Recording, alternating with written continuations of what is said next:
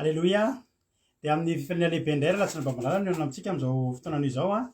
Dia faly indray miaraka aminao eto androany a, faly indray mahita anao eto androany a.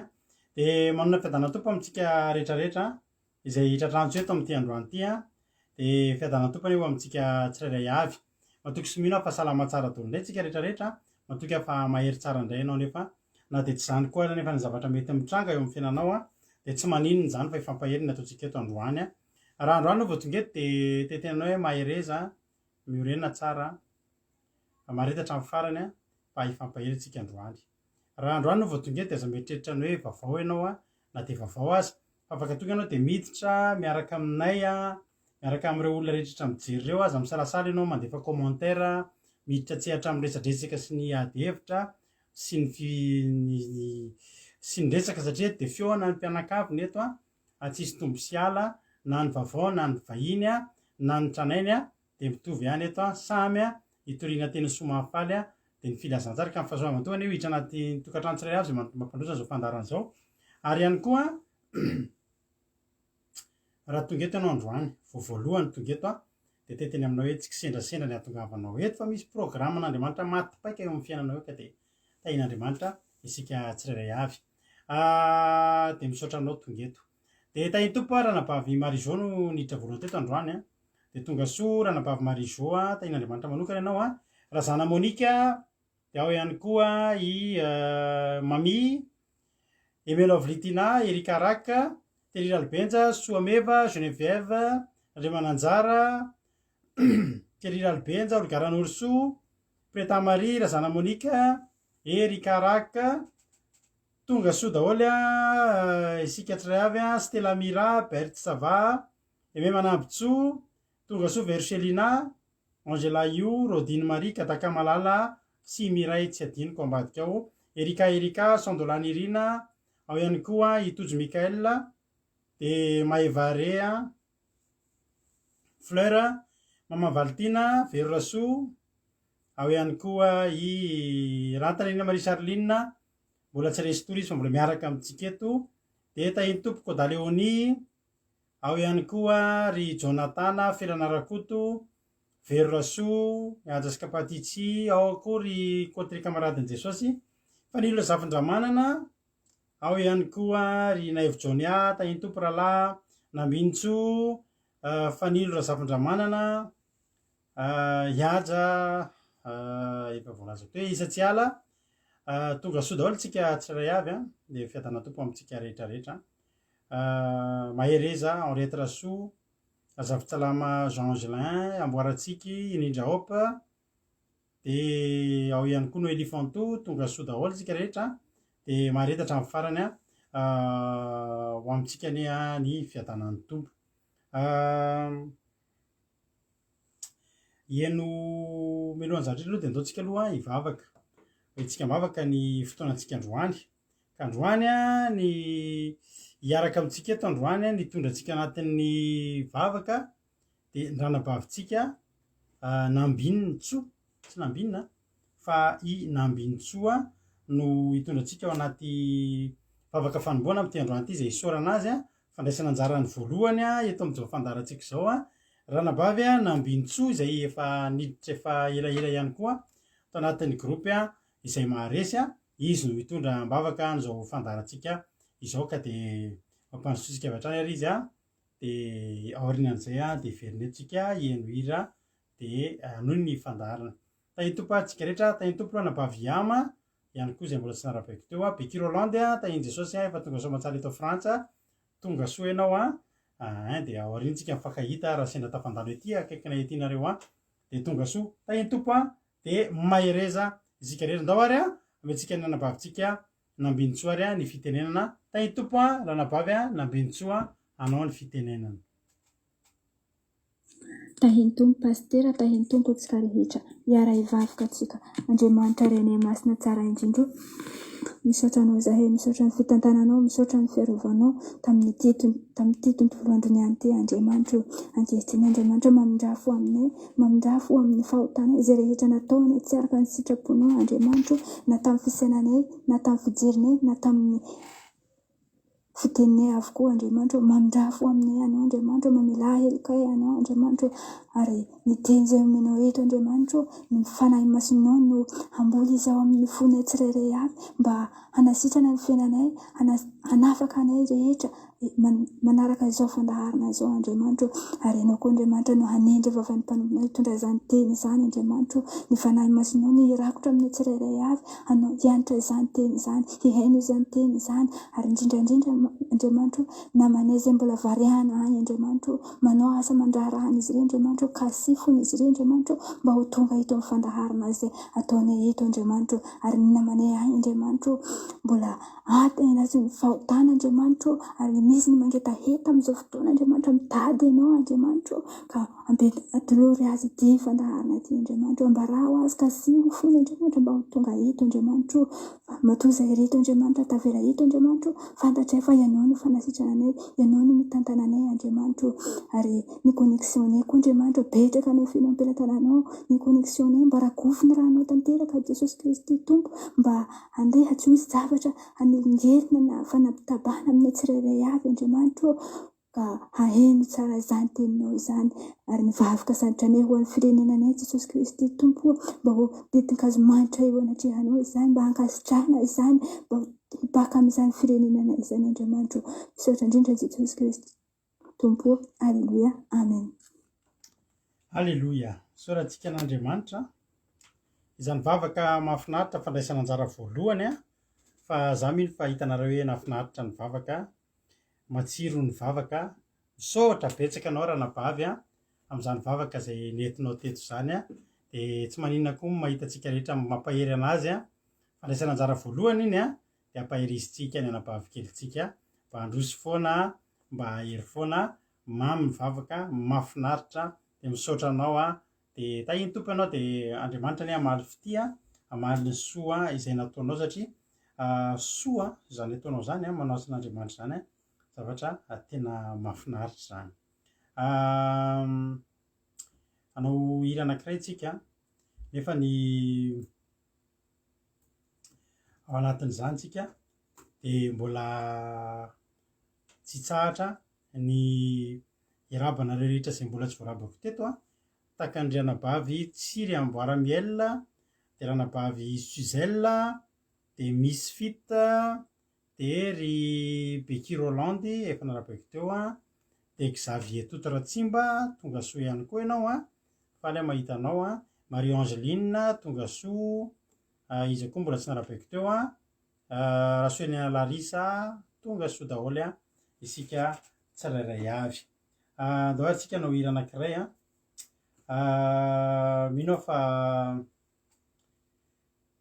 betsaka ny olona tonga eto ao ny mangetaheta ao ny tonga dia efa zatra mifandray amin'Andriamanitra dia efa tsy mety tsony raha tsy maka kely ny anjara vitamine eto androany alohany atory fa ao koa ny misy olona tena mandalo ady amin'izao fotoana izao mety izany mihitsy ary ny antony tena nahatongavan'izany olo izany eto voalohany mitady fitoam-bavaka mitady fampaherezana dia tiam-pirenao fa raha mila famonjena ianao dia mpamonjy ny Andriamanitra izay toriana aminao eto androany ao ihany koa raha zafintsala Jean Angelin dia nirina mianta nirina Ndry tonga soa daholo tsika tsirairay avy anao hira anankiray atsika dia orina zay diditra amin'ny tenin'Andriamanitra izay teny anabavitsika Rodine avy any Koweït izy nitondra ny toriteny androany ary anabavy Marizo kosa no hitondra ny vavaka amin'ny firenena ireo ny ekipa eraka amiko eto amin'ny androany ity menofinaritra ary tsika rehetrarehetra dia aorianan'izay dia hiditra amin'ny tenin'Andriamanitra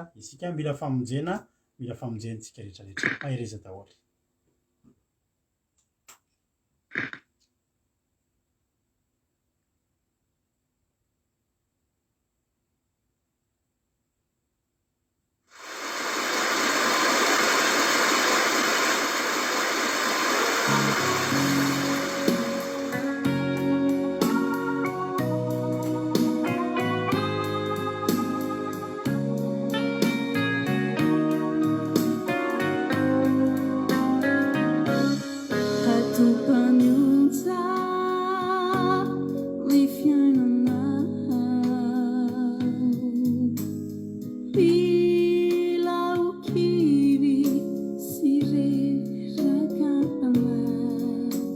Jesosio bila nifanafana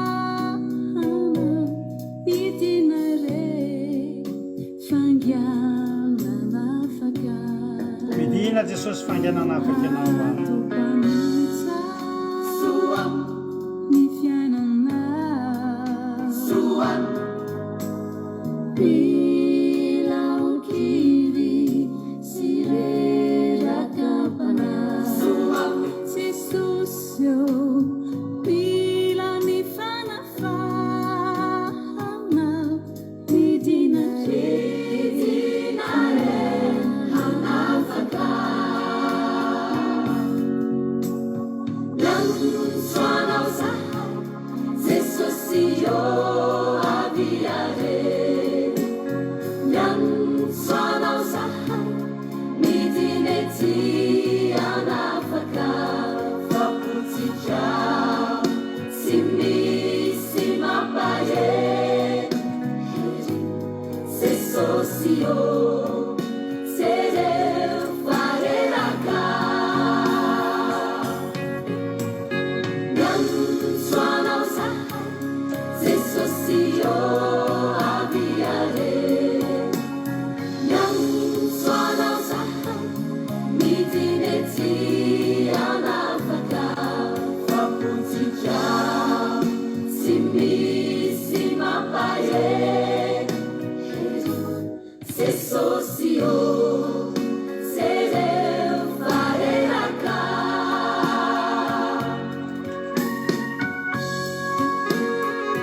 iza daholo reo reraka miatsoan'Andriamanitra ianao androany fa Andriamanitra hamangy anao Andriamanitra hamonjy anao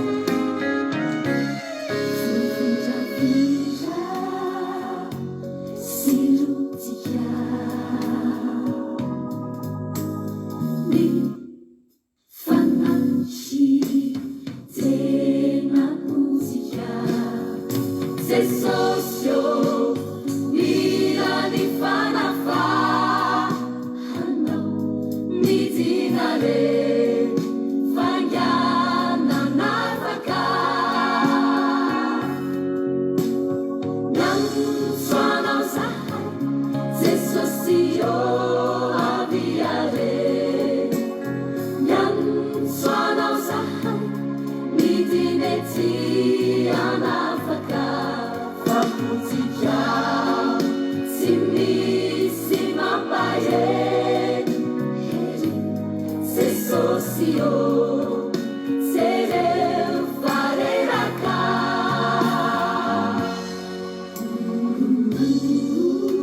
Jesosio Jesosio miantsoanao zahay fatrotraka sy reraka tolortanana fa ortombo mila mifanjenao zahay fangiana fangiana Jesosy fangiana ianao Jesosy lansoanao zahay Jesosio aviare lansoanao zahay midinety anafaka fapotsika tsy misy mampahery Jesosio sereo fareraka Jesosio sereo fareraka Jesosio sereo fareraka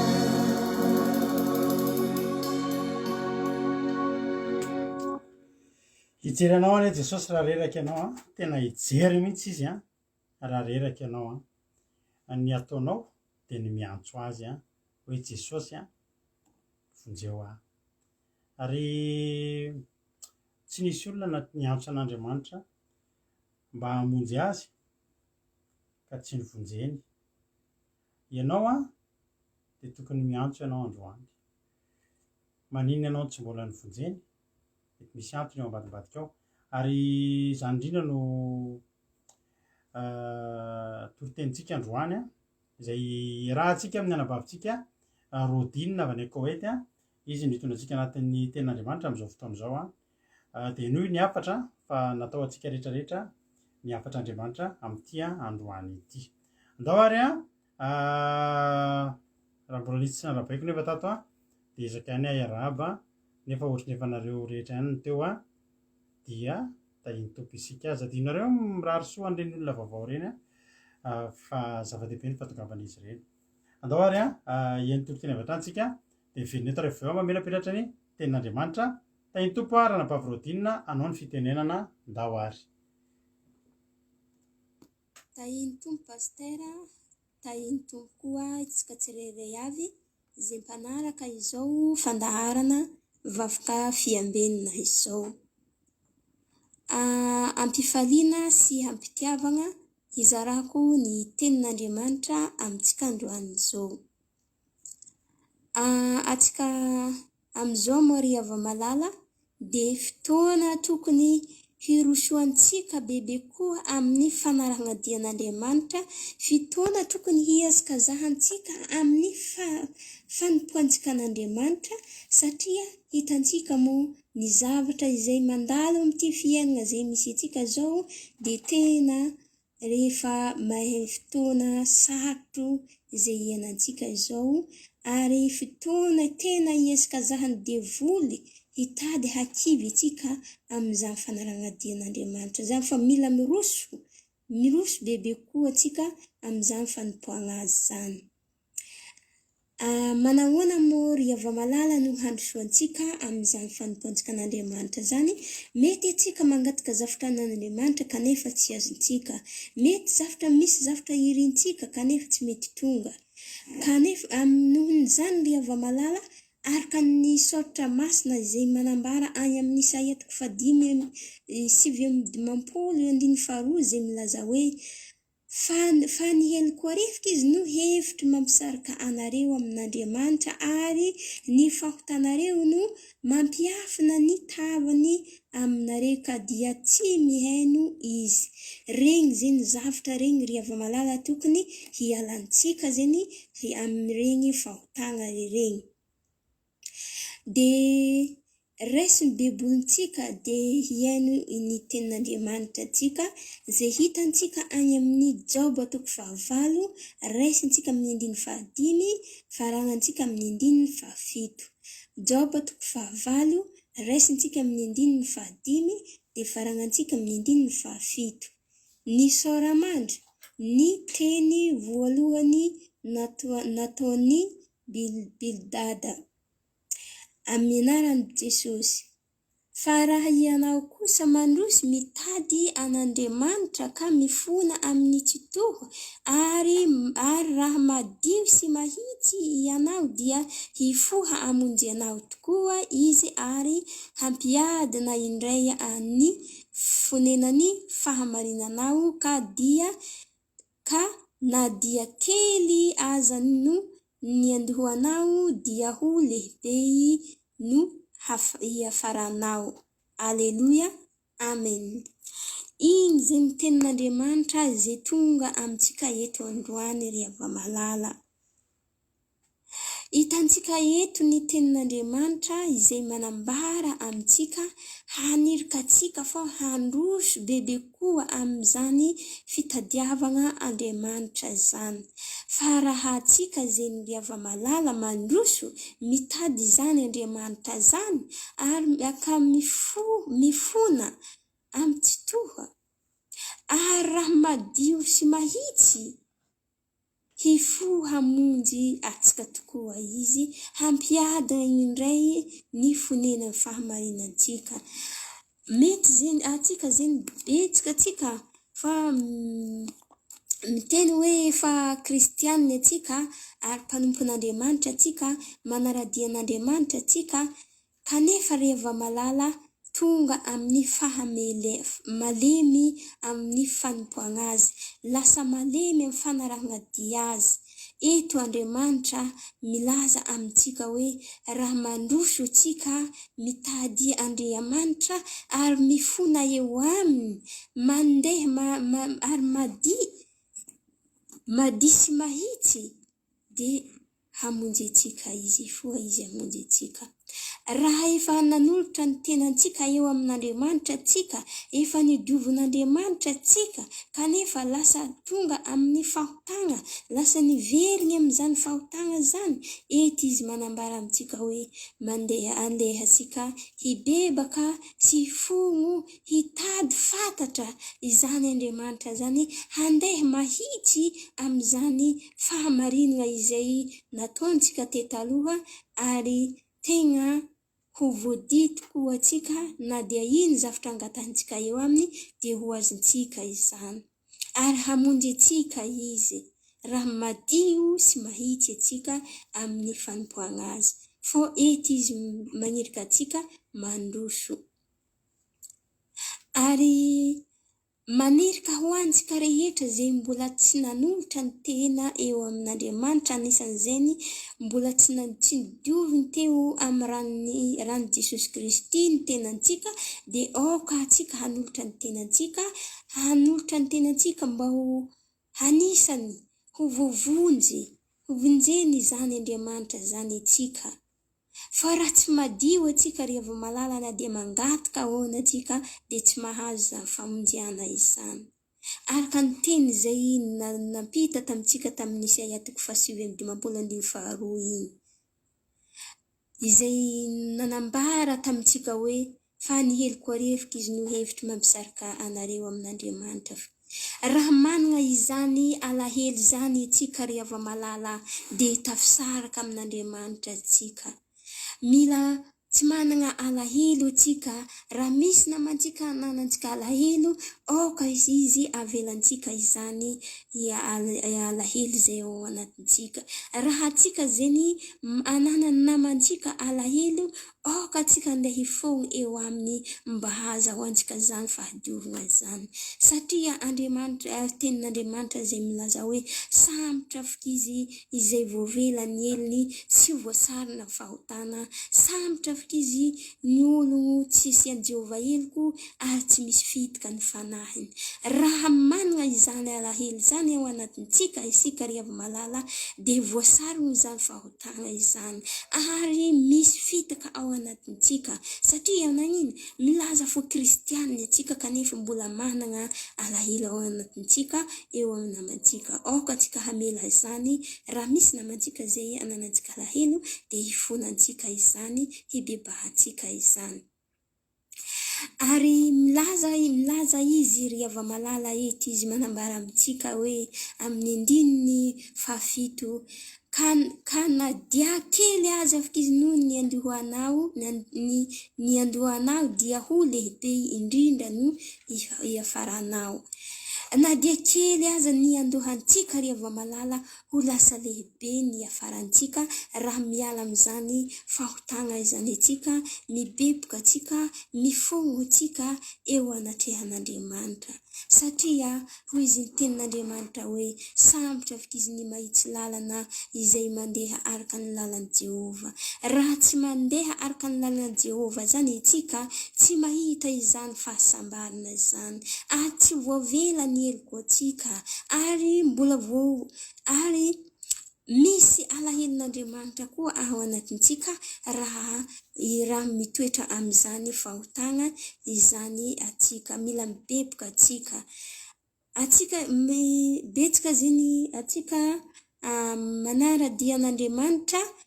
Rehefa manaradian'Andriamanitra magnino tafiverina amin'izany fahotana zany.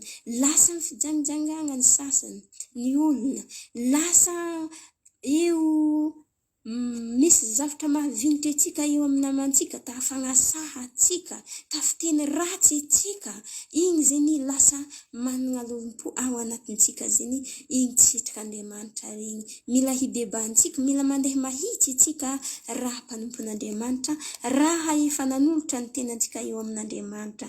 Eto koa izy mitodika amintsika izay mbola tsy nanolotra ny tena eo amin'Andriamanitra, izay anisan'izay mbola tsy tabatisa zeny isika ry Havamalala dia aoka hanolotra ny tenantsika tsy hijano eo maha kristianina atsika foana isika fa handroso amin'izany amin'ny alalan'izany batisa izany, amin'ny alalan'ny fahadiovana izany, amin'ny alalan'ny fahitiana izany, aoka atsika handeha araka izany lalana Jehova izany, hifongo atsika, hibeboka atsika, na efa nanolotra tena atsika eo amin'Andriamanitra atsika, mila mifongo atsika raha niveriny amin'izany fahotana izany.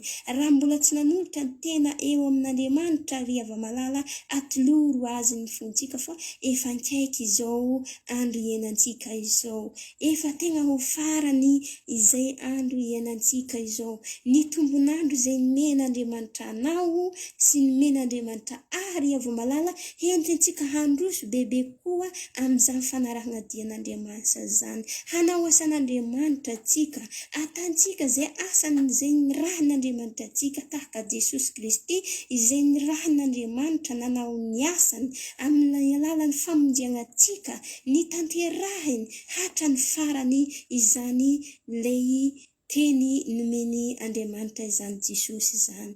Tahaka izay koa atsika rehefa nanaradian'Andriamanitra hanao asany itsika, hanambara ny fahamarinany itsika, handeha amin'izany fahamarinana izay namboany Jesosy izany, na iny zavatra misedra eo amin'ny fiainana atsika, tsy maintsy mandalo ady atsika, tsy maintsy mandalo fahoriana atsika, tsy maintsy mandalo olona maro samihafa atsika, fa kanefa azo mivadika eo amin'ny fanarahana dian'Andriamanitra fa mandihana amihitsy amin'izany fanompanjika an'Andriamanitra izany raha sambotra izay mahitsy lalana izay mandeha araka ny lalan'i Jehova.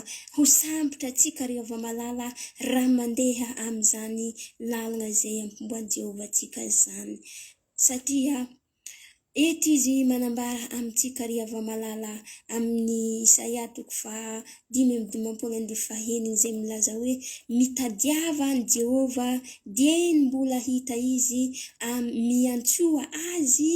miantsoa azy dia mbola ankaiky izy. Ry Havamalala, raha mbola manafofonegna ianao dia tadiavo izany Jehova izany. Raha mbola manana tombonandro anao, antsoa izy dia hamonjy anao izy, hamonjy aho izy amin'izao fotoana ienantsika izao. Aoka azy mangatakandro ela fa tena efa hitantsika fô izao andro ienantsika izao tsy mahay mora fa mahay sarotra izay tany diavintsika izao. Aoka atsika hanolotra ny tenantsika eo anatrehan'Andriamanitra, hanolotra ny fontsika eo anatrehan'Andriamanitra, hamela heloko amin'ny namantsika izay ananantsika alahelo, handeha hifongo amin'ny namantsika izay manana alahelo amintsika, mba handeha madisy mahitsy atsika amin'izany fanompoantsika an'Andriamanitra izany, sambotra izay madia ampo fa izy no ahitan'Andriamanitra. Raha tsy madio atsika ry Havamalala tsy hita Andriamanitra izany, na dia mivavaka isan'andro atsika, na milaza fa kristianina atsika, raha tsy madio atsika dia tsy mahita izany Andriamanitra izany. Eto ry Havamalala manirika atsika handeha hanompo izany Andriamanitra izany. Ny saorako ry Havamalala, raha narary ny tenako ry Havamalala dia nankiniko tamin'Andriamanitra, nankiniko tamin'Andriamanitra ny fiainako, ny aretiko rehetra dia ndesiko tamin'Andriamanitra dia nanasitrana ahy izy. Tahaka izay koa na ry Havamalala, na iny zavatra angatana amin'Andriamanitra, raha mifongo mibeboka atsika mandeha mahitsy dia izy no hamonjy atsika amin'ny andro ienantsika. Dia voninahitra rery ihany ho Andriamanitra, fiadanana kosa ho antsika tsirairay avy. Aleluia, amen. Aleluia, sorantsika an'Andriamanitra ranabavy Rodina, mankasitraka anao tamin'izany teny mamy tena mahafinaritra ny meno azy dia ho tahin'Andriamanitra ny ranabavy Rodina. Dia Andriamanitra ny amaly fitianao tsy mora ny manao toriteny, indrindraindrindra tsy mora ny manao toriteny raha any amin'ny toerana misy anareo any ao ny asa mandraraha, ao ny patron sy ny sisa, kanefa ny zavatra mahafinaritra dia rehefa anjaranao androany dia vitanao ary tsy vitanao taotao foana, fa hita mihitsy hoe oriteny nomanina tsara ka dia andriamanitra ny hamaly fitianao a dia fantatry fa ioty ny vokatry ny asan'andriamanitra izay ataonao satria tsy ho very mainy ireny a tsy foana tsy akory a ny fikirezanareo aina ao amin'ny Kristy Jesosy ka dia mahereza dia mahatanjara na bavirodina dia tahiny tompo ianao sotratsika rehetra ihany koa makasitraka anazy satria nareo makasitraka azy ireo a dia mampahery azy alleloia mampahery azy a ary mandrisika azy mbola anao bebe kokoa indray a ao arinao ka dia tahiny tompo a isika rehetrarehetra andriamanitra koa ny a hamaly fitia anareo a rehetrarehetra betsaka ny olona mikatsaka hoe za te ho sambatra be ianao misy publicité zay zao manao dokam-barotra hoe te hilamina be ny fiainanao anaova nyity zavatra ty dia misy zavatra atao malaza be mihitsy any Madagasikara any zao tsisy tsy ohatrany tsisy tsy manao azy ianao aza manao an'iny fa zao a any nitondran'ny olona izy sambatra teny tompo fa lay ritovy te ho sambatra ve ianao te hamita ny vinavinanao ve ianao a te tianao tanteraka ve ny nofinofinao a te ho sambatra ve ianao a ny tonga antsika ho sambatra dia tsotra ihany a le salamo 4:30 ny teneniny ranabavitsika rodinina teo izay salamo nataon'i Davida izay fantatsika fa olona ny aina anatin'izany fahasambarana zany izy a ary ny azy ny lakile ahitany fahasambatra izy a dia salamo 4:30 andiny voalohany sambatra ny olona zay voavelany elony sy voasarona ny fahotany a sambatra ny olona zay tsy isain'i Jehovah eloka ary tsy misy fitaka ny fanahiny ninninona zavatra ataonao ninninona zavatra iainanao ninninona zavatra eo ampelantananao dia tsy hanam-piadanana ianao raha tsy fiadanana avy amin'Andriamanitra tsy hanana fahasambarana ianao raha tsy fahasambarana avy amin'Andriamanitra dia tsy inona kory fa dia ny eloka ao a voasarona ny olona voavela eloka zany ny atao olona sambatra amin'ny alahady zao amin'ny raha afaka pitsika amin'ny sabata ho avy zao a dia isy olona roa eto a ahatsapa fahasambarana dia averika fa tsisa fa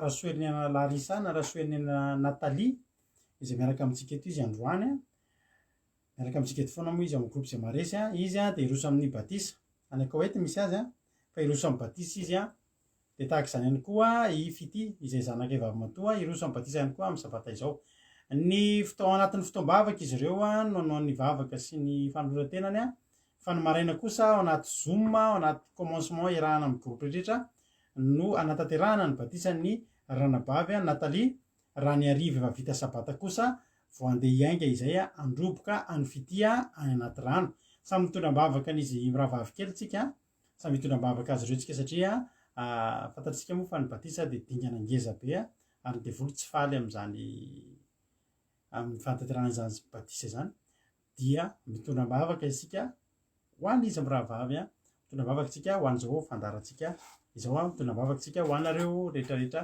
tsirairay avy samy tahian'Andriamanitra isika rehetrarehetra amin'izany fotoana izany eto zany zao isy olona sambatra ho sambatra be a amin'ny sabata satria voasarona ny fahotany voasaronao anaty rano ao a levinao anaty rano ao a ahitsanao anaty rano ao a mitsangana avao a olom-baovao a zany ny atao fahasambarana raha mba te ahitan'izany ianao inona ny atao fahasambarana dia midira anao a amin'ny ranon'ny batisa dia ho voavelany eloka ao a ho kosehana ny fahotanao a dia atsapa sambatra ianao alleloia ole Isaia 7:20 vakindra napavitsika rodinina teo hoe indro ny tanan'i Jehovah za raha maky an'le izy a io ny teniny vakiny teo Isaia 7:20 a ny soramary dia ny amin'ny ota izay hevitra fisarahana sy ny fandravana azy ny ota izay tsinona fa hevitra fisarahana rehefa manota zany tsika dia tadio fa misy hevitra mitsangana misy hevitra manasaraka ary izy io a rehefa tena dinihana ry havana ny tiana lazaina eto ihany koa dia izao tany hevitra anankiray zany hoe io lalina be io a rehefa antsika mieritreritra hevitra mampisaraka dia ntsika manana hevitra anankiray a dia misy efitra anankiray zaraina roa dia asiana ohatra hoe rindrina kely manify kely na mety hoe rindrina hazo na fefy hazo kely manasaraka ny efitra anankiroa dia ny olona mieritreritra fa ny fahotana dia ohatrohatr'izay efitra zany hoe lasa raha efitra anankiray zao zao tsika rehetrarehetra ity a dia eto amin'ity tsipika kely hitanareo ity tsipika kely hitanareo io tsipika kely io zany zao a io ohatry ny efitra mampisaraka ny any a dia hitsy misy anankiray io kely io indray zany zao a efitra mampisaraka ny any dia mety mieritreritra ny olona hoe misy efitra anankiray a dia rehefa manotsika dia misy efitra kely mampisaraka azo lazaina hoe zay ihany aloha fa mbola tsotsotra zay mino fa raha ianao amin'ny efitra ray a dia nareo fa natory taty an-tranonay dia fantatrareo tsara fa ny trano ato aminay a dia misy voisin anay ary ato ambadika ato a dia ahoana moa le amin'izy raha latojo tsy avela meme mafy be tsony raha latojo rehefa amin'ny alina manomboka amin'ny 7 alina satria amin'ny manomboka amin'ny 7 alina dia efa mangina ny olona dia nefa raha vao mitabataba be tsika dia manako ato amin'ilay voisin ato ambadika sa tsy marina zany zay efa taty dia ny olona aty aminay dia manginginy eny daholo ka raha zay le efitra ohatry ny mbola tsotsotra ihany tadidin-dralabavy eme manamby tsy hoitsy fa iny izy fa manao meme kely dia indrinay mahavain'ny olona le misy efitra kely mampisaraka zany hoe le efitra mampisaraka mbola mifakaheno any zay sy ny voisin anay zany mbola mifakaheno ihany raha mitabataba izy koa zao misy fotoana manao fety dia heno ato aminay kely ihany dia mieritreritra ny olona mbola mifakaheno amin'Andriamanitra ihany misy efitra mampisaraka misy rindrina kely mampisaraka fa io nge ry havana malala tena hoe tany efitra zany hoe ny tany efitra dia manelanelana tanàna anankiroa zany hoe misy tanàna eto dia tany efitra aloha vao tanàna anankiray dia rehefa eo amin'izay dia hitanao ny gidiny zany atao hoe efitra mampisaraka anao amin'Andriamanitra zany satria amin'izany fotoana zany dia tsy mifankahita tsy mifankahare tsy mifampaheno vaovao aza raisinao hoe rindrina kely aza raisinao hoe fanasarahana efitra kely anankiray fotsiny fa tena tany efitra ary mandeha manatona le tanàna ray ianao mamaky tany efitra tsy mora nge zany ry havana malala miantso ianao Andriamanitra tsisy maheno misy efitra mampisaraka ary rehefa misy efitra mampisaraka dia tsy maintsy mamaky vaky an'iny efitra iny ianao mitady an'Andriamanitra zany rano no tena antsika rehetrarehetra ataontsika tsy hanoty rehefa tsara ny toeranao eo akaikin'Andriamanitra eo dia andaontsika tsy hetsika eo fa tsy mora ny antso an'Andriamanitra avy eo avy eo amin'ny toerana izay misy anao izay lasa efa nisy efitra nisy tany efitra nanasaraka anao sy Andriamanitra miantso ianao tsisy mary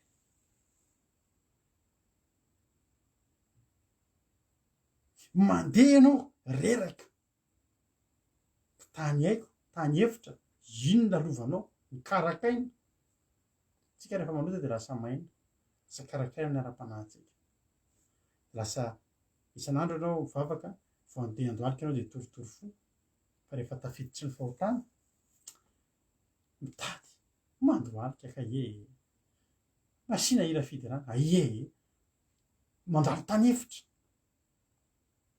tsy mety tafaray amin'Andriamanitra ny amin'ny ota izay efitra fisarahana zao anefa ny zavatra mahafinaritra azo ravaina ihany koa nefa satria ny tena Andriamanitra dia miteny mana hoe ny amin'ny ota izay efitra fisarahana sy ny fandravana azy zany azo ravaina ihany io raha miezika isika hoy ny tena Andriamanitra indro ny tanan'i Jehova tsy fohy fa mahavonjy ary sofiny tsy lalo dalovana fa mare zany hoe zao zany rehefa misy hevitra manasaraka atsika Andriamanitra mare vao miantso ianao de reny. Ny tanany koa tsy fifamavonjy, tsy miova amin'Andriamanitra ny fomba famonjena anao, na iza toerana misy anao, na iza toerana misy anao. Fa ny olana le ampifanakaiky anao sy Andriamanitra de tahaka an'ilay zanak'adala izay lasa tany amin'ny toerana lavitra tany de tsy maintsy niainga avy tany aloha. Hoy ny ten'Andriamanitra, indro ny tanan'i Jehovah tsy fifamavonjy ary ny sofiny tsy ladalovana fa mare. Zany hoe Andriamanitra tsy miova. Henony ianao, hitany mahazo anao, fantany ny adi-tsainao, fantany io ranomasonao io, fantany ny antony io ranomasonao io. Hoy ny fomba fiteny malagasy, fantatro ny setroka sy ny tomany. Afaka miteny amin'ny olona setroka io, Andriamanitra mahafantatra fa tomany io, ary fantatr'Andriamanitra inona ny antony io tomany io. Halleloia. Ary ny sofiny tsy ladalovana, vao miteny ianao de fantany hoe ay feo any anina zay. Vao miteny ianao de fantany ianina zay, feo any anina. Na miara manao aleloia daholo tsika rehetra hoe fantany hoe rado zay, na i Suzelle zay, na i Maman Valentine zay, na i Berthe Sava zay, na i Patricia Raromalaly zay, de fantany. Miavaka ke ny feo antsika io ry havana. Fantatro ny feo anao izy. Fantatr'Andriamanitra ny feo anao. Reny. Fa ny olana misy zavatra mitranga, misy fisarahana. Hoy ny ten'Andriamanitra ny faharoa, fa ny eloko ireo ny hevitra mampisaraka anareo amin'Andriamanitra ireo, ary vahoatanareo mampiafina ny tavany aminareo, ka de tsy mihaino izy. Zany hoe henony fa tsy henony.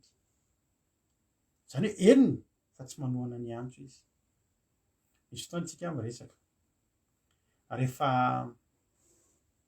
miresaka tsika de misy fotoana tsika miresaka amin'ilay olona. Fa saintsika ny amina zavatra hafa de hita tsy henontsika fotsiny fa tsy henontsika koa zavatra teneny. Misy fotoana ndray tena efa henonao mihitsy hoe misy miantso fa tsy rarahinao fotsiny izy de tsy henonao fotsiny. Izany hoe henonao fa ianao tsy mitodika. Dada, dada, le miantso amin'io ary a, dada, heno le izy fa neny. Ato indray miantso amin'io, neny, neno a, heno le izy fa maninona tsy mihetsy, tsy heno, tsy miheno. Le feo heno fa le olona tsoina mihitsy tsy miheno. De mahatonga antsika amin'ny tany hoe misy miheno, mandre ny olona fa tsy miheno. Inona nahatonga an'Andriamanitra tsy heno? Ny helokontsika ihany. De mampiafina ny tavany izy, saromany ny tavany de tsy mijery atsika. Ary io zavatra io nitranga tamin'ny zanak'Israely, mafy nahazo zanak'Israely tamin'ity andro, tamin'ity indray mitoraka ity, satria tanteraka tamin'ny mihitsy fa tena nisy elalerana lavitra be mihitsy nisy Andriamanitra tany amin'ny tany Egypta. Mampafantatra hoe ohatrany hoe nielanelana, nielanelany tany efitra an'Andriamanitra sy zanak'Israely, tsy kilometra, tsy hectometra, tsy décametra, tsy metra, tsy centimetra, fa taona. 3,700 taona. 3,700 taona ny tany efitra lafo zany. Zany Andriamanitra nandritra 3,700 taona na heno, nandre ireny fa izy tsy niheno. Satria nanino? Nisy efitra nanasaraka azy, efitra lavitra be. 3,700 taona ny halavany. Fa izy nandre, izy miheno, izy nandre, izy tsy niheno. Hainao ny différence zay a? Mandre, renao hoe miantso fa hodinao tsy heno. Renao fa miantso fa hodinao tsy heno. De tapenanao mihitsy ny masonao tsy mijery anao. Ninona mahazo azy, ninona mahazo azy de tsy mijery anao.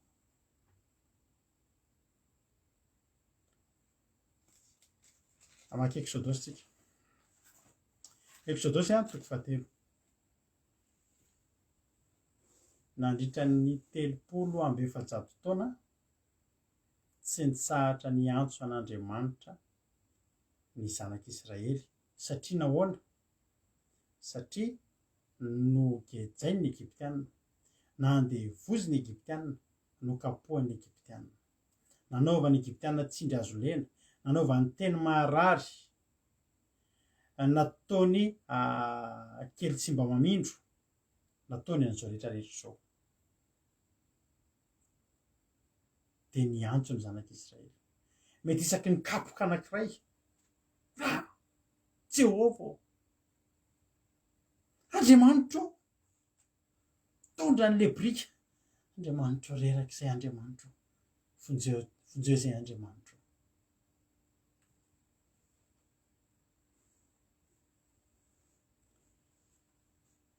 Inona tenen'Andriamanitra ry havana? Any amin'ny Exodosy toko fahatelo andininy fahafito, aroa Jehovah. Efa hitako tokoa ny fahorian'ny oloko izay any Egypta rehefa reko ny fitarainany no ataon'ny mpampiasa azy. Eny, fantatro ny alahelony. Izany hoe nandritra ny 300 taona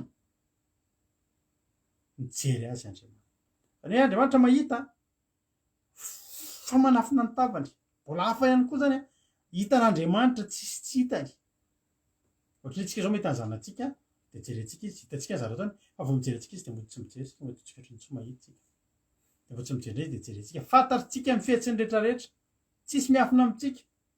Manao betizy izy manao diso izy dia avelantsika, hitantsika ny taony fa maratra ny ohatra hoe voany amin'ny ataony izy ianao mody tsy mijery.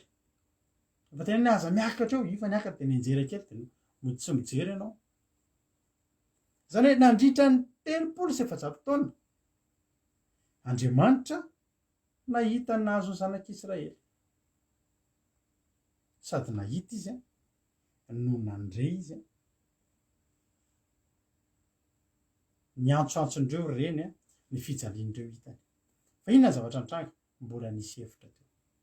Mbola nisy hevitra nanasaraka. Vokatry inona? Vokatry ny fahotana tany aloha. Nefa ngery havana e. Hozy le Isaia teo hoe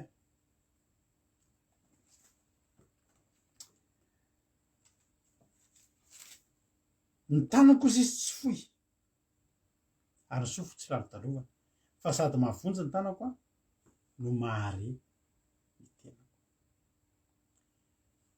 Izany hoe inona tian'Andriamanitra tena izany? Misy azon'Andriamanitra atao, azo ny atao. Ary tsika nahita ny nefaran'ny tantara fa na dia lavitra azy Egypta dia ny tanan'Andriamanitra tsy fohy, fa navonjy. Sady navonjy amin'ny alavitra, navonjy amin'ny alaliny, satria lalina ngery havana izany mamoaka ny olona eo an-tanany Farao e. Tsy lavitra ihany, fa lalina.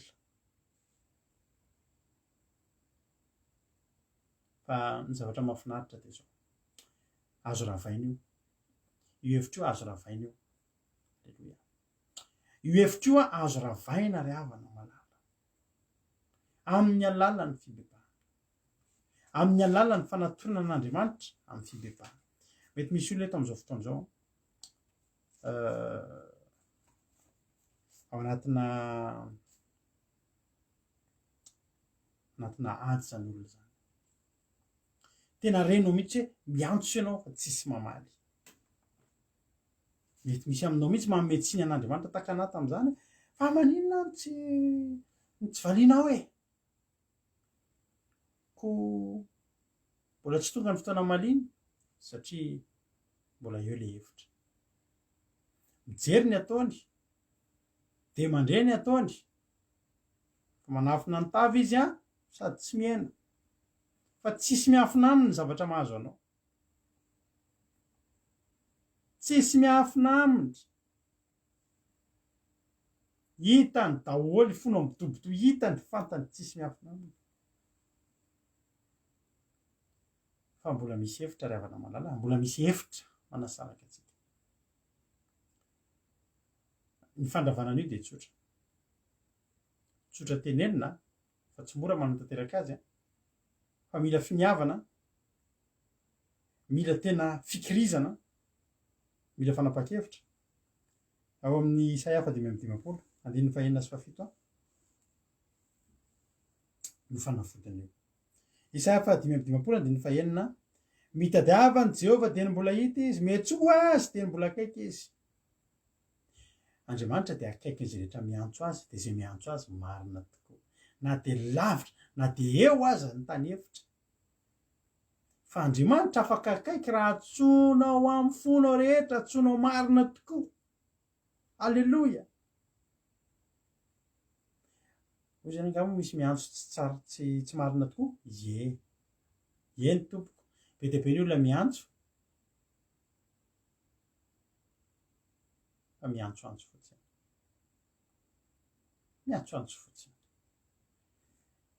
Ny miantso an'Andriamanitra, ny vavanao midradradratra miantso azy, ny fonao mitady azy, ny sainao ao aminy, ny safidinao ao aminy, ny fanapa-kevitra napetraka ao aminy,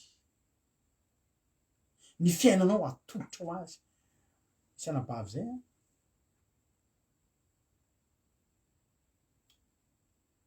mila an'Andriamanitra ny fiainana. Mba hitambavaka fa tena ohatr' izao. Fa ny vavany ihany no mila an'Andriamanitra. Fa ny amin'ny manontolo mbola tsisy atolony an'Andriamanitra na dia ny farany kely indrindra. Ianao nge ravana malala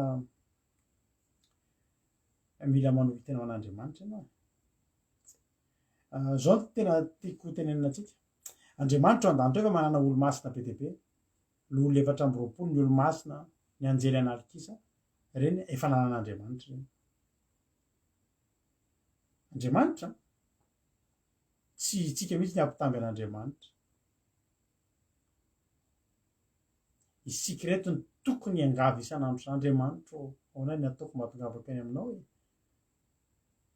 Amasino ahy e, paraiso ahy e.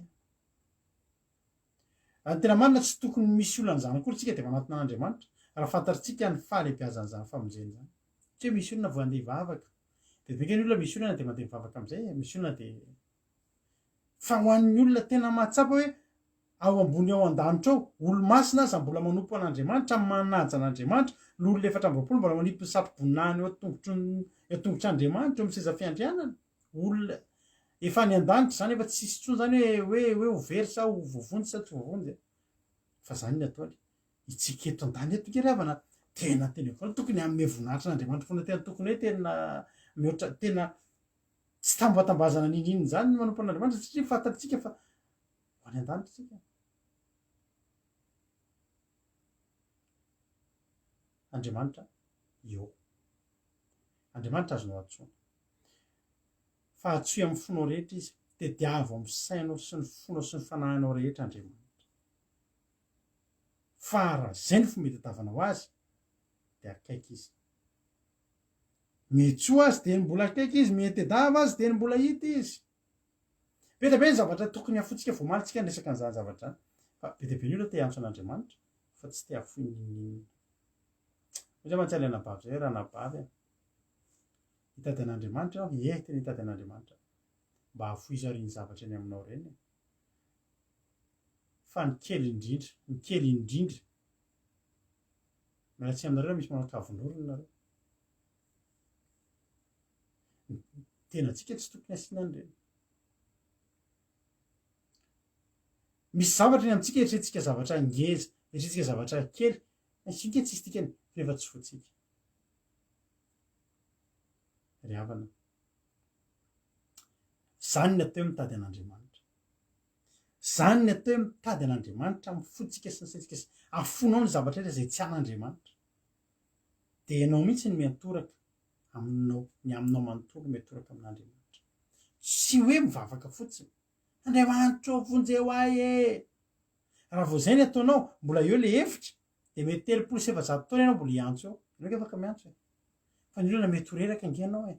Dia moa tizanao hoe za hiverin-dalana. Hoy anabavy zay za hiverin-dalana vavana. Tsy mantsinazy hoe ianao ary ke mbola tsy nandroso koa e. Ny atao hoe hiverin-dalana dia olona efa nandroso ohatra antsika reto zao ohatra dia andeha tsy hivavaka intsony zay reto hoe very-dalana fa raha olona mbola tsy niainga andeha hivavaka akory ny tsy hivavaka sady fa nanaraka fandarina kely ray volana roa volana dia tsy mbola very-dalana ny anaran'izany tsy nandroso kory ary aloha zany azonareo anaty olana ianao amin'izao fotoana izao renao mihitsy tsisy miheno ny vavakao nefa Andriamanitra tsy lany talovana fa mare dia maninona ary ianao ny tsy reny satria zao tsy henony ianao tsy henony isika satria misy hevitra manasaraka atsika aminy fa raha mitady an' Jehovah ianao dia mbola hita izy dia miantso azy ianao dia mbola akaiky izy andiny vavida aoka ny ratsy fanahy fo ny lalany areoka ny tsy marina fo ny hevitry aoka hiverina ho amin'i Jehovah reny a dia hamindra fo aminy izy eny ho amin'Andriamanitsika ka amela ny heloko amela heloka dia amela heloka tokoa izy manina hono tao misy fotoana ngery havana mietrehitra tsy mamaly Andriamanitra eo na dia volazan'ny ten'Andriamanitra re tsy matory na rendremana ny mpiandrony Israely dia voalaza tany amin'ny Joba teo hoe mankitsika le Joba teo zatra le Joba teo misaotra androdina amin'ny verset maromaro Joba toko fahavalo andiny fahadimy ka hatramin'ny fahafito hoy ny ten'Andriamanitra hoe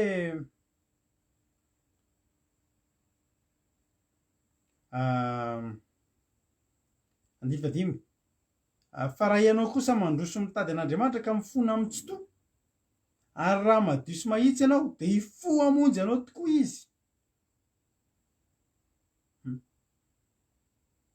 Andriamanitra nefa tsy matory fa ny tiana tenenina amin'io ery misy ray kely dia hoe hiambina zany dia efa tsy matory fonainy fa mijery ianao raha hiambina zao ianao dia mino fa tsy hoe tsy matory fotsiny ianao fa mijerijery ny tanàna ianao raha hiandroondro ianao dia any amin'ny ondry ny masonao amin'ny alina satria ny abodia manodididina eo fa tsy hoe miandroondro ianao dia eo fotsy ianao eo amin'ny toerana misy ny ondry fa ianao mijery ny kintana sy ny volana zay le miambina any Andriamanitra eo fa inona zavatra nitranga raha ohatra ozy izy ianao mandroso mitady azy ka mifona amin'ny tsotoa ary raha madio sy mahitsy ianao dia hifo hamonjy ianao tokoa izy zany hoe hiambina hamonjy ianao tokoa izy hifo hiambina zany hoe ianao mikifantoka aminao amin'ny anaran'i Jesosy hiambina hifo hiambina hifantoka aminao any amin'ny mason'Andriamanitra manomboka androany halleloia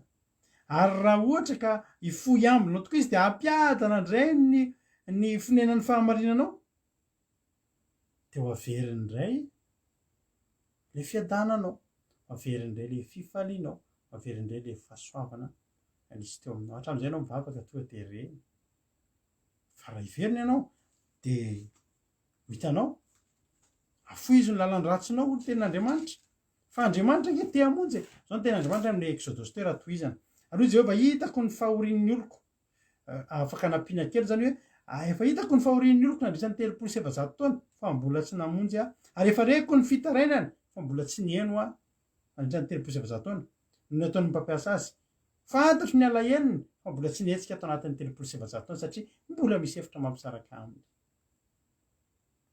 fa tonga amin'ny andiny fahavalo dia efa nidina zao ianao tsara io mila mamaky tsara tsika hoe ten'Andriamanitra dia efa nidina zao nidina zany efa nidina izy Andriamanitra efa nidina teo efa nijery ny eno na makafaka nijery ny fihetsiky ny fahavalo efa nidina izy fa mbola tsy nihetsika izy hoy ny ten'Andriamanitra efa nidina zao hamonjy zany hoe le nidina efa nidina le hetsika amin'le fidinana zany efa nataony fa le famonjena mbola tsy nataony loatra amin'izay fa hamonjy amin'izay izy ozy izy nareo any avaratra any hoe naty le olona zany hoe maty le olona omaly na afako maly naty fa raha androany dia maty raha pitso zany tsy fantatro hoe haty ve mba confirme aminazy soameva naty omaly dia maty androany dia haty ve izy raha atahorana haty ty olona ty haty ara raha zao no toy tena haty ahako fa mijaly zany aminao tena tsisy sakafo tsy ntsika zata fa raha zao no toy haty tsika raha pitso fa tsy haiko zay hoe haty satria ninareo naty omaly dia ohatrohatr'izay zany le zavatra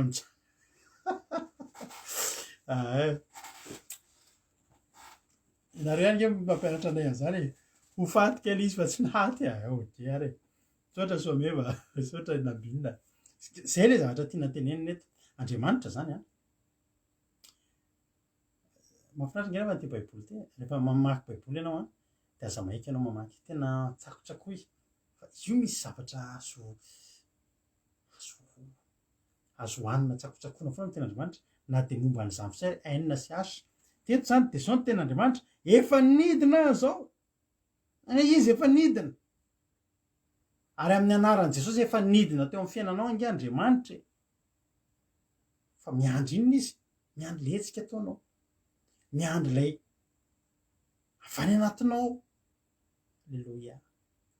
Miandry anao le tena hoe miala am'le ratsy fanao de hitady azy marina tokoa, hiantso azy marina tokoa. Halleloia.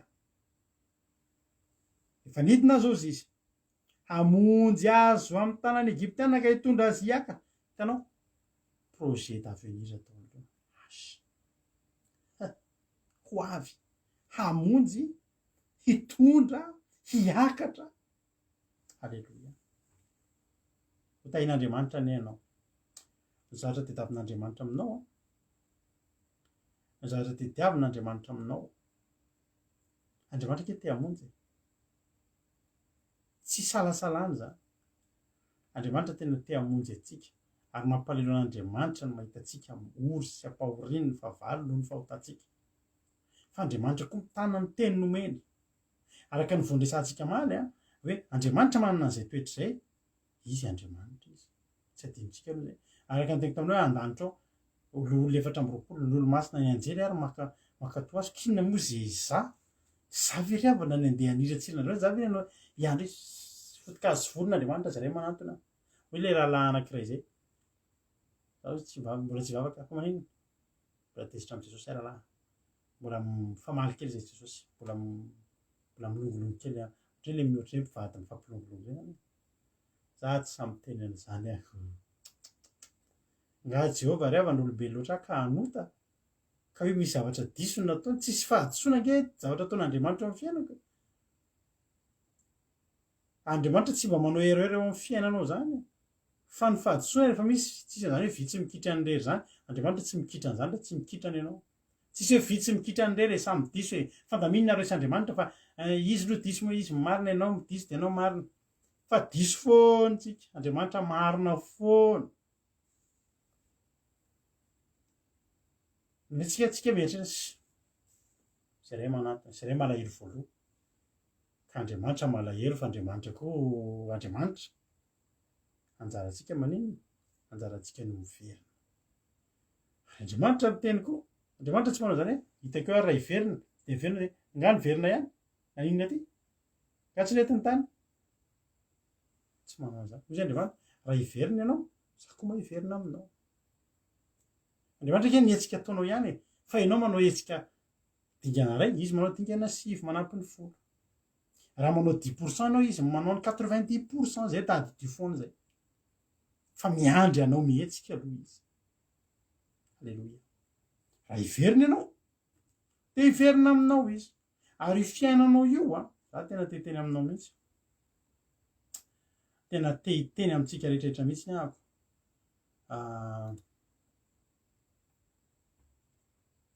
Io fiainanao io anatin'ny Renivohitra afaka miova.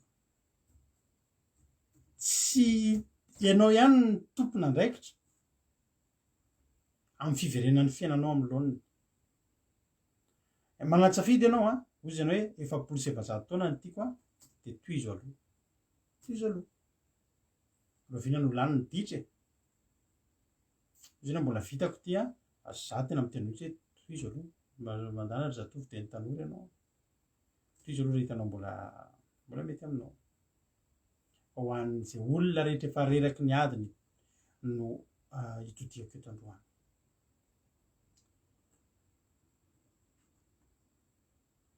Manahoana ny etaetanao an'Andriamanitra? Misy etaetan'Andriamanitra avy eo anatinao. Fa zay rehetra manana etaeta izy tonga eto. Tena ho tanteran'Andriamanitra ny teniny. Reko ny fitarenany. Reko ny fitarenany, hitako ny ranomasina, hitako ny fahoriana. Fa fa efa nidina zao fa hamonjy azy aho. Halleloia. Tompona andraikitra ianao amin'ny fandravana n'io hevitro io. Ianao nanangana n'io hevitro ihany ny afaka mandravana io. Fanapahan-kevitra avy any aminao, tsy avy amin'Andriamanitra. Tsy Andriamanitra tsy miteny zany hoe za tsy avy any aminao hoe za Andriamanitra tena mila anao, za Andriamanitra tena very raha tsisy anao, tena malelo anao Andriamanitra. Za Andriamanitra nanapa-kevitra tena hiverina. Androany zany olona zany ho averin'Andriamanitra amin'ny lohan'ny fiainana. Tsy fantatro firy taona nandalovanao azy. Mety misy amintsika koa noho ny fangatsiahana kely isan-karazany mety herinandro, roa herinandro anao zay mety nandalo ady na ray volana tsy fantatro. Mety misy eto androany mihitsy izy vao tonga eto fa tena nitololady mafy. Raha teny aminao androany afaka miverina ianao ka, afaka tonga indray ianao ka, niangatahanao androany, efa anatinao ny fanapahan-kevitra hiverina. Mino fa tsisy olana fanapahan-kevitra zany za tena lokana mijaly, za te hijalijaly aza mba te ho lavitra an'Andriamanitra, mba tiako an'izany tsisy fahalabavaka izany, tena tsisy zany, tsy misy an'izany. Fanapahan-kevitra efa ao aminao, fa entinao hanampiana ny sehana an'izany rehetrarehetrany, ampiazakazaka ny fiverenanao, ampiazakazaka ny fidinan'Andriamanitra eo Egypta, dia analanao eo ohatrany tsy teo amin'ilay tanan'ilay tsy fohy fa mahavonjy. Halleloia. Tanan'Andriamanitra ke tena tsy misy tanana ohatry ny tanan'Andriamanitra ke. Ianao zao mety mieritreritra tena latsaka lalina be mihitsy zany fiainako zany, tena efa potika. Hatrany amin'ny farany ambany any, hatrany amin'ny lalina indrindra. Ino le tanana tany amin'ny Isaia teo? Tanana tsy fohy fa maninona? Mahavonjy. Midina any izy. Ohatra ny manao forazina pétrole. Midina any. Ino mivoaka avy any? Ino ianao avy any amin'ilay farany lalina tany? Zany ny Andriamanitra toriko aminao eto. Ny tanany tsy fohy fa mahavonjy, ary ny sofiny tsy lalo-dalovana fa mahare. Tianao Jesosy, aza dinonao zany. Fanjahatra angatan'Andriamanitra aminao dia manany ianao etaeta. Tena hoe za Jesosy, za mangetaeta androany hiverina aminao. Fa ny olona mangetaeta ihany ny tonga eo amin'Andriamanitra. Sady terenin'ny olana fa mangetaeta an'Andriamanitra koa.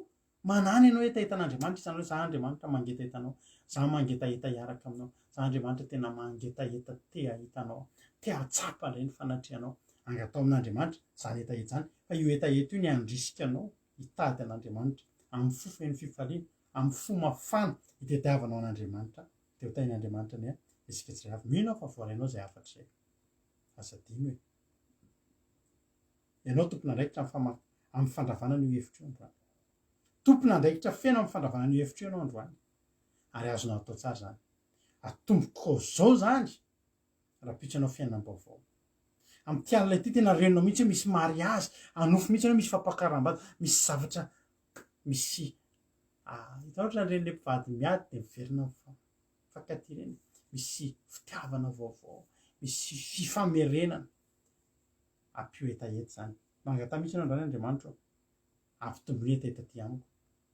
Fa ny etaetako aminao no tonga ho tapaverina amin'izany. Samy manana etaeta, samy mangetaeta, samy miredareda anatiny any ny fitiavan'Andriamanitra fa ho tapaverina. Ho rava ohatrany tsy teo ny hevitra mampisaraka anao amin'Andriamanitra. Samy hitahin'Andriamanitra daholo isika tsirairay avy. Maheleza daholo.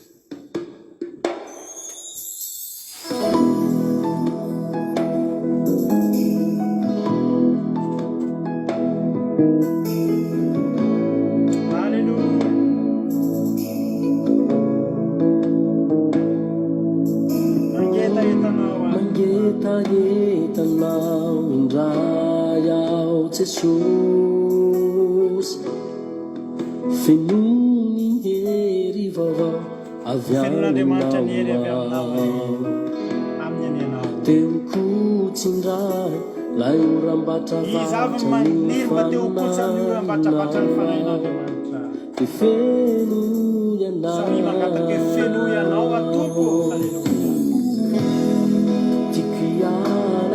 zay rehetra tsy avy aminao, tiako antsakanao zay rehetra momba azy ao anatiko anao antsaka an'Andriamanitra amin'izay ny hoaviko sy izay akona zay rehetra mbola takona aminao avy anao antsaka an'Andriamanitra, tiako antsakanao antsika rehetra iaray teny hoe aro tsay amiko e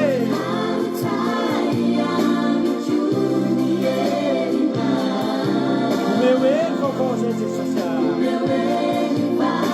tsara no teo aloha ao tsapanay reny fanatrianao e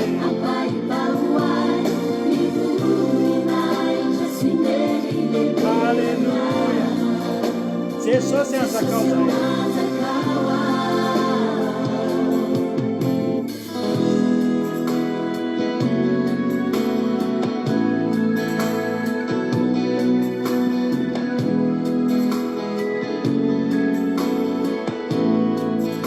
anao iteny amin'ny fonao rehetra misy anao le mangetaetanao a Jesosy Alleluia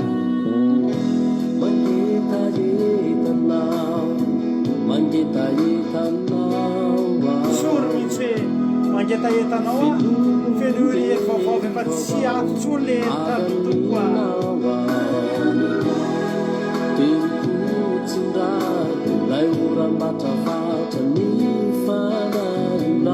de fenoy ianao a Jesosy Jesosy afenoy ianao reto olona mijery rehetrarehetra eto androany zay rehetra tsy avy amin'Andriamanitra anao iara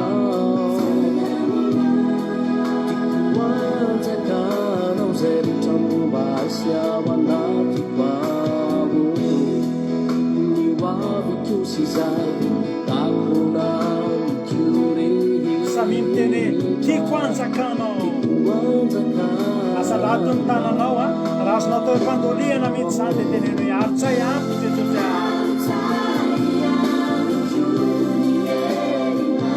dia teneny omeo hery vaovao a Jesosy atsapako ny fanatrehanao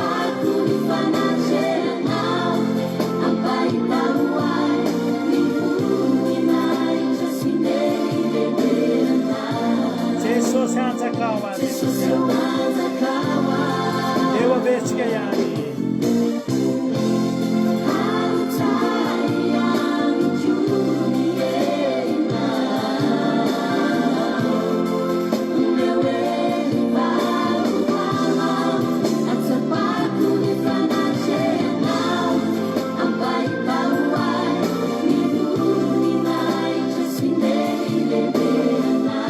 mombanao ane Andriamanitra Alleluia amin'ny tokantrano misy anao ao a hita ny fanatrehan'Andriamanitra amakivaky ny taonanao sy ny nofinao a atany atapindohanao atany amparadianao a anapaka zay rehetra tsy sitrapon'Andriamanitra amin'ny fiainanao eo takaverina anao amin'ny alalan'ny etaeta mahery vaika an'Andriamanitra everina aminao ny tanan'Andriamanitra tianao Jesosy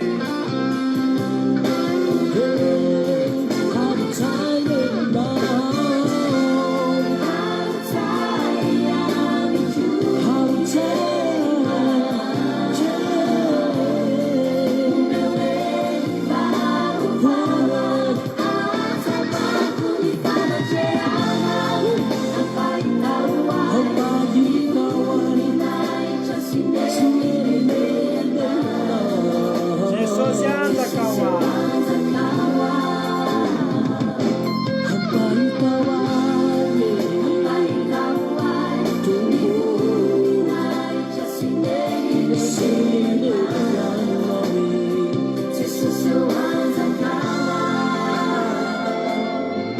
Amen.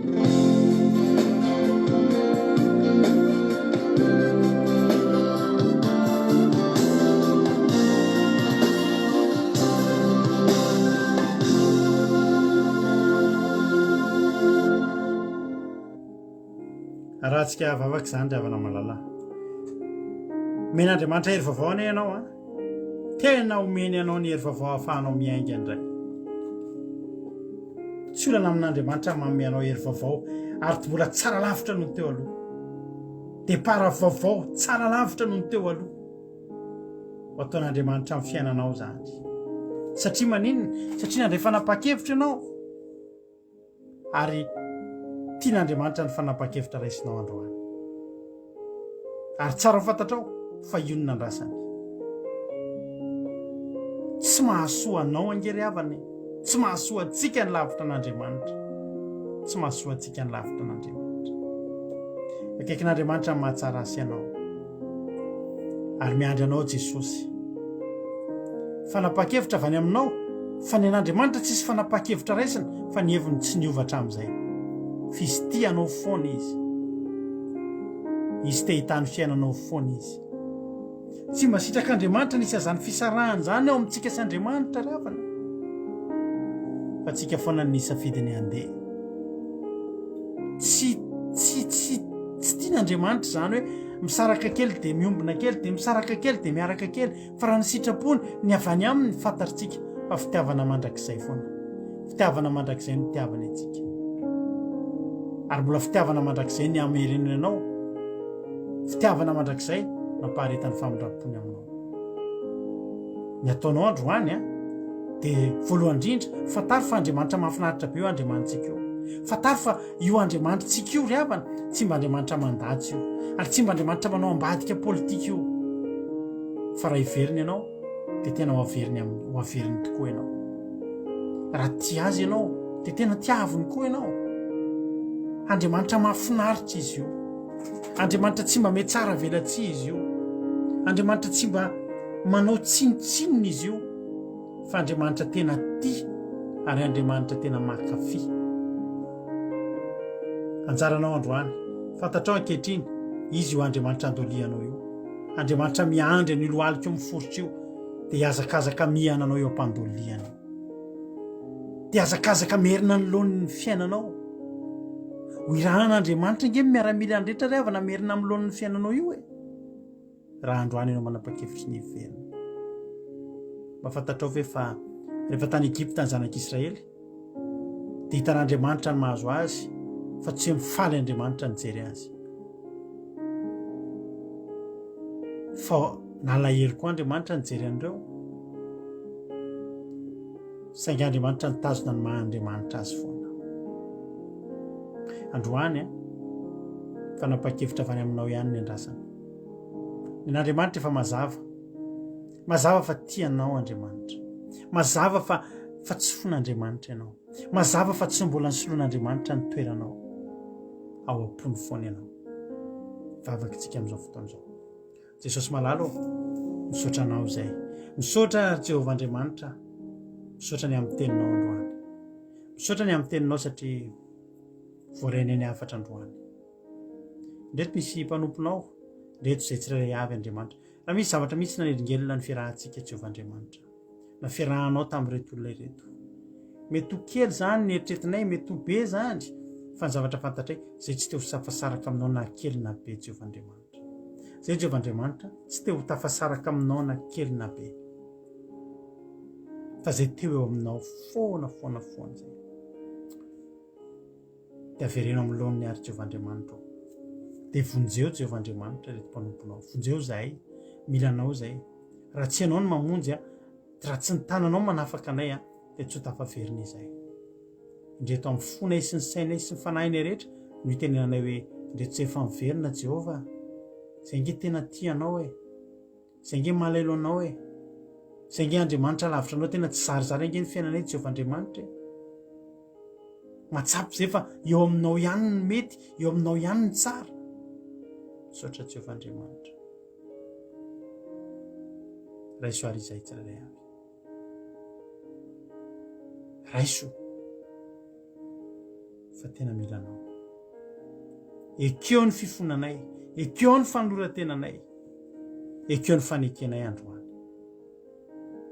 Ndreto izay 140 menada, 240, 340, 440 menada, sy izay rehetra mety mijery ao ambadika ao sy ny mijery an'ity fandarana ity, raha pitso sy ny andro manaraka rehetra Jehovah Andriamanitra, raha mba ao anatin'izany manolo teny izay dia enoy ao an-danitra ao, raisao ao an-danitra ao ny fanoratenanay, ary avereno izay, avereno amin'ny lohaniny fa tena malailo anao zay, tena mila anao zay, tena manina anao zay.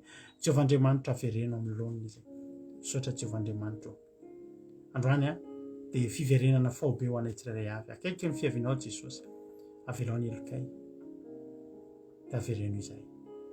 Dia vosi Satana faritra amin'ny ranao tsy afaka anelingelina ny fiverenana aminao, niza avy lavitra am'ireto olona ireto ny devoly satana tsy afaka isakana ny lalan'izany tsy tafaverina amin'Andriamanitra itsonitsony fa tafaverina androany de androany zany olona zany miverina amin'ny lony androany de androany ny fifandraisan'izany olo zany aminao Andriamanitra ary teo tanterahinao isan'andro fa ny teninao fa fitiavana mandrakizay nitiavanao anay misaotra Andriamanitra misaotra ny amin'ny fandarina misaotra ny amin'ny fitiavanao misaotra ny amin'ny mpandray anjara misaotra ny amin'ireo olona tonga rehetra teto androany voninahitra teo anao hatramin'izay teo mandrakizay misaotra raha io halleluia amen.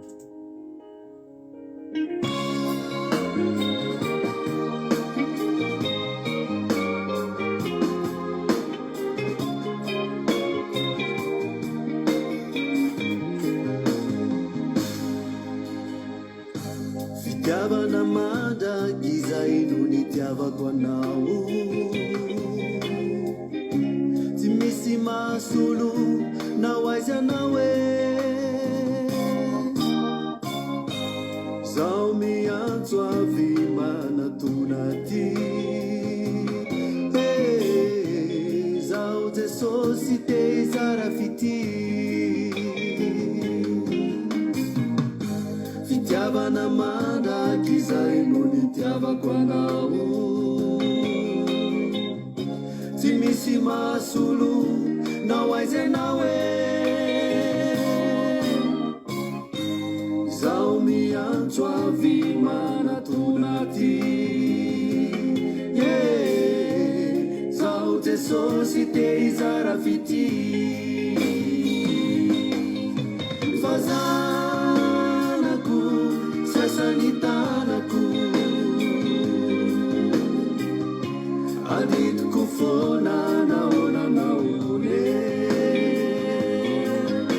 tsy maintsy kolokoloko satria nandaniko fotoana mampalahelo aerareraka nona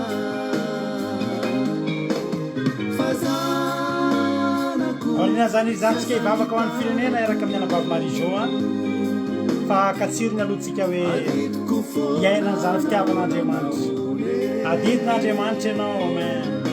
tsy maintsy kolokoloko satria nandaniko fotoana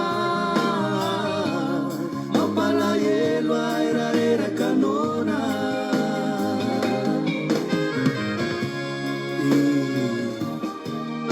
fazanako enao asany tanako dia ditiko hatrany fitiavana tsatakalo sady tsy azo vidina tsy azo vidina ry havana malala tsy atakalo no nitiavako anao reritine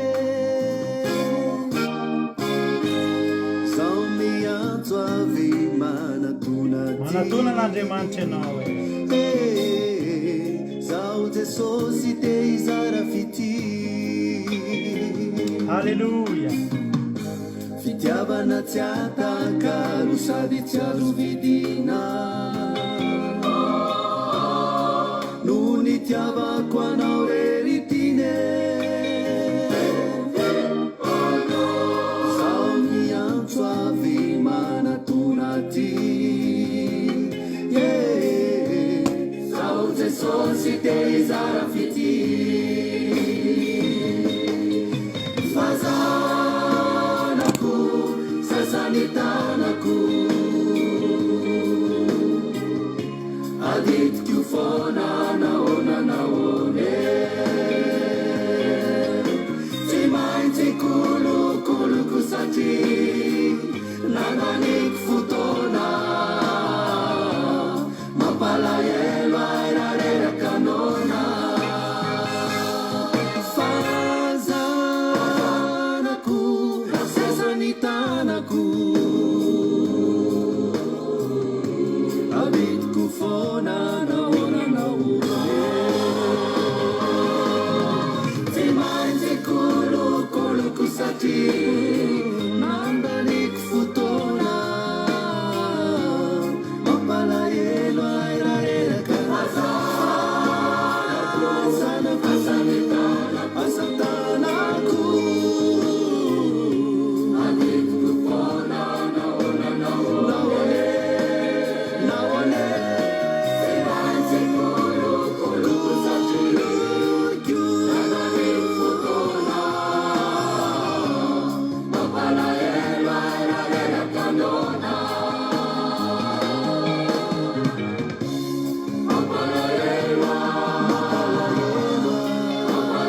bavaka ho an'ny firenentsika nazany zany a alleluia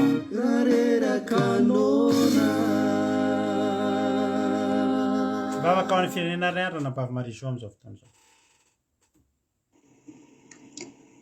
tahiny tompo pasteur dia tahiny tompotsika rehetrarehetra fanaraka an'izao fandaharana izao dia hiaraka hivavaka tsika dia mbola faly misaotra anao izay ry Jehovahandriamanitra rainay tsara indrindra misaotra ny amin'ny fitiavanao Andriamanitra misaotra satria mbola tonga indray ny teninao androany izay tena hoe fitiavana lehibe ho anay tsirairay avy izay miainao an'izao fandaharana izao Jehovahandriamanitra tena misaotra anao satria tena lehibe tokoa ny fitiavanao anay mba inona tokoa moa izay Jehovahandriamanitra tokony atsiarovanao anay tsinitsiny eo anatrehanao anay izay Jehovahandriamanitra tsinitsiny izay tompo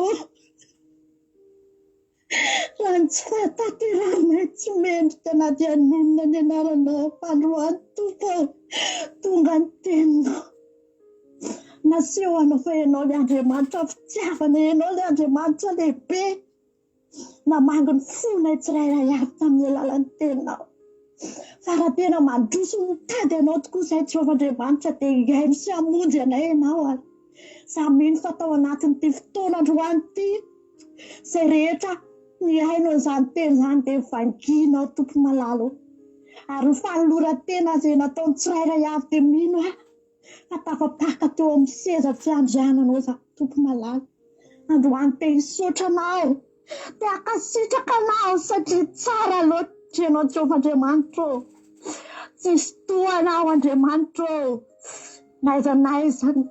naiza toerana le anay ninona ataonay tompo lehibe amin'ny kery sy ny voninahitra ao ianao lehibe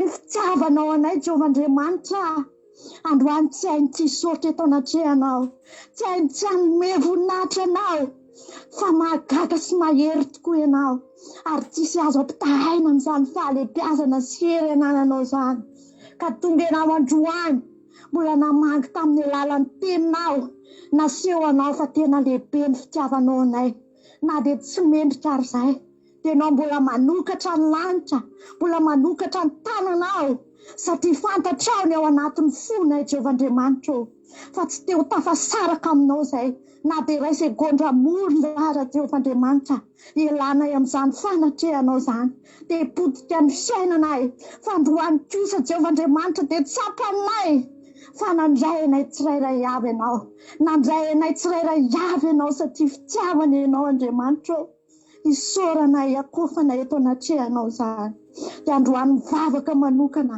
ho an'izany firenena malalanay izany Jehovahandriamanitra tsisy miafina aminao ny firenenay maro ny olona mila famonjena ao amin'ny firenenay maro ny fahotana sy ny faharatsiana izay miantso ao amin'ny firenenay fa androany izay Jehovahandriamanitra mivavaka eto anatrehanao mino fenao efa miainao anay mandrakariva tompo amindra fo amin'izany firenena izany ianao amangy an'izany firenena izany izany teninao velona izany Jehovahandriamanitra mba hahatonga ny olona androso hitady anao ka tonga anao anatsotra ny tananao Jehovahandriamanitra satria ny tananao tsy foy fa mahavody Jehovahandriamanitra ary ny sofonao tsy lalo-dalovana famandre ka hiala ny fahotana izay mampisaraka neny vahoaka malagasy Jehovahandriamanitra ka ho vanginao mba ho raisinao ihany koa Jehovahandriamanitra andova le fiainana mandrakizay ao aminao mba hibebaka hiala amin'ny ratsy fanao tompo satria andro famonjena izao andro ankehitriny izao anio ny andro famonjena ozy ny teninao tsy miandro rapitso tsy miandro rehefa aveo satria tsy fantatra Jehovahandriamanitra fa androany anjiro ny tananao vangino malagasy rehetra vangino fon'ny olona tompo hitodika aminao amin'izao andro faran'izao jereo izay tsy manan-kelofana jereo tsy manan-kohanina tompo malalo jereo marary any amin'ny hopitaly any ianao andefa ny fianam-fanasitranana man'izy ireo tsirairay avy ianao hitaha zay tsy manan-kohanina amin'izao fotoana izao satria Andriamanitra mahay zavatra rehetrarehetra ianao dia apetraka eo am-pelantananao izany Madagasikara izany sy ny olona rehetra ao amin'ny firenenay tompo malalo izay tsirairay avy izay mpanaraka izao fandaharana izao ihany koa dia apetraka eo am-pelantananao mba tsisy verimaina amin'ny fotoana rehetra izay nataony tsirairay avy tetompo fa misy fiantraikany any amin'ny fiainany any amin'ny tokantrano sy amin'ny zavatra rehetrarehetra momba ny fiainam-panahiny ny zavatra rehetra izay nizaraina teto androany dia voninahitra dia ho anao rery any. Alleluia, amen. Alleluia. Sotra betsaka nanabavitsika maro izao tao anatin'izany vavaka amin'ny redareda tena mahafinaritra voninahitra Andriamanitra zany rehetra zany makasitraka anao tamin'ny fandraisana anjara makasitraka antsika rehetra ihany koa nahatrany hatramin'ny farany dia tapitreto ny fandarantsika raha mbola sitongany amin'ny rahalanitra Jesosy dia eo ndretraindrentsika rapitso misy ny misandrata rapitso iarahantsika mampionina amin'ny fitory dia ny fandarantsika moa dia mitovy amin'ny teo ihany ny fanomboantsika amin'ny folora na sivy sasany mahery satria misy ny misandrata rapitso izy mahataraikiraiky kely ohatry ny teo ihany koa tsika vao manomboka ny torotentsika dia mandeha amin'ny radio Aki radio http www.andramakaizao.com afahanao mihaino ny japeo Aki radio raha tsy hainao mijery azy dia to dia mijery eo amin'ny mur ekanao efa partageko isan'andro dia misy tokeny isaky ny adiny 3 amiray amin'ny 4 amin'ny 7 amin'ny folo maraina verinao rapitso amin'ny folo maraina ny toroteny dia amiray amin'ny 3 amiray amin'ny 4 amin'ny 7 arivany koa misy toroteny dia nira moa lahatra mampionina eo samy hitahin'Andriamanitra rapitsika hiatrika amin'ny fotoana ohatra hoe fa nomboka iomakomana amin'ny andro fitsarana iomana ho amin'ny sabata dia fotoana dehibe rapitsika no eto farany dia amin'ny lahady ndratsika no mihaona eto sotranao nahatrany trano farany dia rapitso ndratsika mihaona voninahitra dia an'Andriamanitra rery ihany dia samy hitahin'Andriamanitra isika rehetrarehetra. Halleluia, amen. Misaotra nahatrany trano farany tahiny tompo isika rehetra misaotra ny rehetra izay nandray anjara tamin'ity androany ity ho voninahitran'Andriamanitra.